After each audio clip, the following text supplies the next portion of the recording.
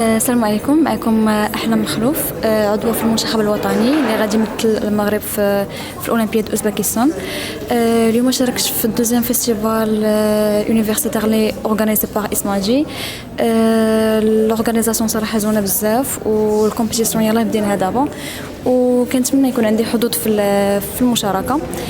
بديت الشطرنج صراحه ملي كنت صغيره بزاف، بالفضل الوالد ديالي هو اللي علمني، وصافي كنتمنى نكونوا ان شاء الله من ابطال العالم ان شاء الله. وشكرا. حصلتي على جوائز توجتي في جائزة؟ فات لي خديت مجموعه من الالقاب، منهم بطله المغرب، بطله العرب، العشرة عالميا في البطوله البرازيل في اقل من 11 عام، والكثير من المباريات هنا اللي كتقام في المغرب كنت ديجا خديت بزاف الالقاب، وعندي لقب ديال وومن فيد ماستر.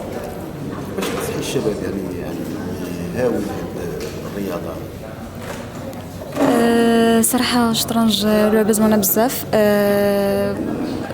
خاص شويه د لا بريباراسيون،